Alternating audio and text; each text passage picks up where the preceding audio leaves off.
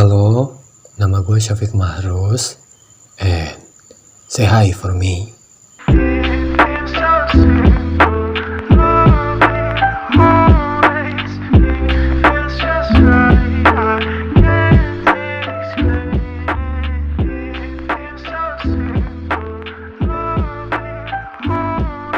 Sebelum gue mulai ceritanya, cerita yang ini menurut gue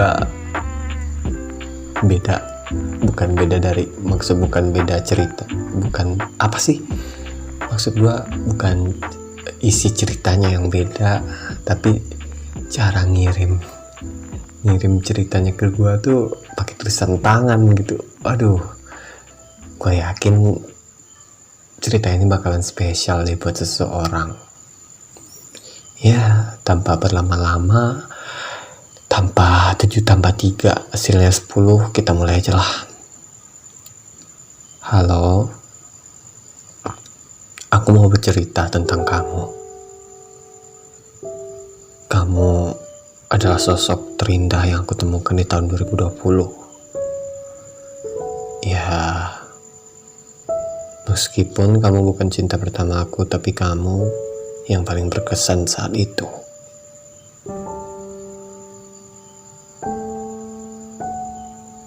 Saat itu malam hari, 1 hari sebelum aku berulang tahun, aku berdoa sama Tuhan. Aku minta agar aku bisa dekat dengan seseorang seperti orang-orang di luar sana, dan tepatnya tanggal 10 Agustus 2020, 1 hari setelah aku berulang tahun, kita berkenalan lewat Instagram. Dan ternyata kita satu sekolahan, sama-sama duduk di kelas 10. Aku masih ingat, dulu kita balas-balasan chat sampai larut malam. Asik, iya, baper, iya banget mah. Padahal kalau dipikir-pikir, kamu gak pernah ngasih rayuan-rayuan kayak orang-orang di luar sana. Kamu itu cuek, dingin, pemarah. Tapi entah kenapa, setiap ada notifikasi dari kamu, mood aku langsung naik.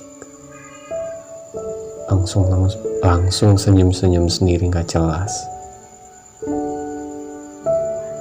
Tapi hari demi hari, balasan chat darimu sudah terlihat berbeda. Seakan-akan kamu mulai tidak peduli denganku.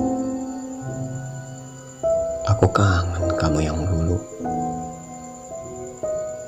Kangen. Lalu di bulan November, tepatnya di tanggal 16, kita sama-sama saling mengakhiri. Padahal masih ada rasa antara satu sama lain. Aku mencintaimu, tapi aku memilih pergi. Ya, gimana lagi? Kita sama-sama gengsi. Gengsi ya? Susah sih kalau bertuhan sama gengsi. Kita bakalan kehilangan seseorang terus hanya karena gengsi. Itu bisa, dan itu pasti gitu. Contohnya kita buat salah terus kita nggak mau minta maaf, ya pastilah teman kita jengkel. Ya, salah satunya penyakit gengsi itu gitu. Lucu ya, kita belum pernah ketemu, tapi udah selesai aja ceritanya. Apa? Bukannya tadi sekelas ya? Kok belum pernah ketemu? Ya udahlah, lanjut. Aku kangen kamu. Aku kangen ngelarang kamu minum sama ngerokok. Aku kangen kamu kalau lagi marahin aku gara-gara telat makan. Berlanjut ke bulan November. Sekolah offline mulai dibuka 1 minggu kemudian setelah kita berpisah. Kita bertemu di parkiran sekolah. Dan kita saling bertatapan. Aku masih ingat. Kita sering bertemu di depan kelas dan di lorong tangga. Motor, ya Allah. Maaf ya teman-teman. Belum, masih jam 1. Motornya masih rame. Ya udah, lanjut. Kita sering bertemu di depan kelas dan di lorong tangga. Aku kangen momen-momen itu. Momen dimana kita saling bertatap-tatapan, kemudian keduanya saling mengalihkan pandangan. Aku kangen awal-awal kenangan. Aku kangen awal-awal kenal denganmu. Maaf kalau ada angan-angan yang belum terwujud. Dulu kamu pernah janji kan, kalau kamu mau ngajarin aku main skate, nonton sepak bola bareng, dan nikmatin senja berdua. Maaf, aku masih ingat hal itu. Sayangnya ceritanya sudah usai, sudah selesai. Tapi mungkin ini ya jalan yang terbaik untuk kita masing-masing. Aku nggak tahu kita berpisah karena apa. Mungkin karena iman kita berbeda ya. Mungkin begitu. Aku sangat berterima kasih kepada Tuhan karena sudah mempertemukan aku dan kamu di tahun 2020 kemarin. Maaf kalau kamu menyesal pernah mengenalku. Sampai sekarang pun memikirkanmu masih menjadi obat tidur untukku. Sehari saja tidak memikirkanmu itu susah tahu. Makasih ya, kamu pernah baik sama aku. Makasih kamu pernah ada, walaupun cuma sesaat. Baik-baik kamu di sana. Ingat, rokoknya minumnya, rokok sama minum-minumnya dikurangin. Kalau bisa ya gak usah minum-minum lagi, gak usah ngerokok-ngerokok lagi. Tahu gak sih, aku masih sering mimpin kamu. Aku masih sering mikirin kamu. Dan aku masih sayang sama kamu. Kalaupun kamu rindu, ya kalaupun kamu rindu, bersandarlah ke aku. Pulang ke aku. Tanganku terbuka kapanpun. Kau ingat jalan pulangnya kan? Masih ingat jalan? Aku masih menunggu pulangmu. Masih. Makasih ya. Setidaknya kita pernah ada. Kita pernah mencoba walaupun akhirnya gagal. Walaupun akhirnya terluka. Kalaupun kamu sudah mendapatkan sandaran lain, aku akan mencoba untuk ikhlas. Gak apa-apa. Demi Alek gak apa-apa. Sorry. Gak apa-apa. Aku bakal berusaha kok. I miss you and I love you. Makasih Kak Marus sudah mau baca cerita aku. Maaf kalau misalkan ceritanya rada gak jelas, soalnya emang dasarnya aku gak pinter ngerangkai kata-kata. Hehe. Ya gak apa-apa sih.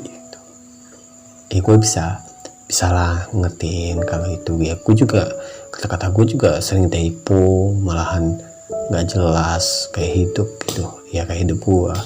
Sekali lagi terima kasih ya Kak. Sukses buat Kak Marus. Iya makasih.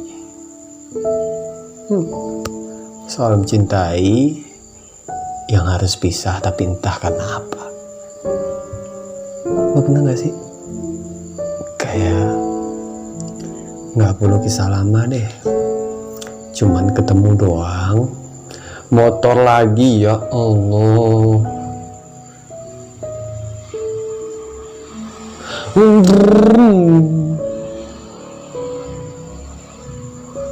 motornya lama lagi. Udah, lo pernah gak sih kayak lo jalan sendirian, terus dia juga jalan sendirian gitu, tiba-tiba nggak tahu kenapa secara bersamaan kalian sering tatap-tatapan, terus kayak klop gitu, ada yang cocok sama dia dan dia ngerasa juga ada yang cocok sama lo, terus nggak pernah ketemu lagi. Kayaknya jatuh cinta yang kayak gitu,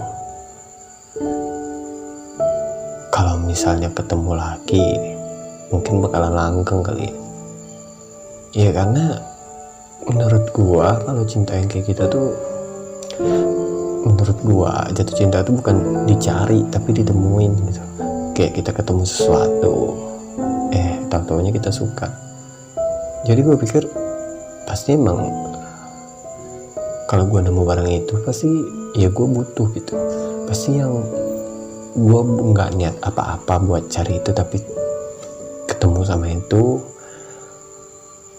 ya berarti barang itu atau seseorang itu butuh gue atau gue yang lebih butuh dia gitu.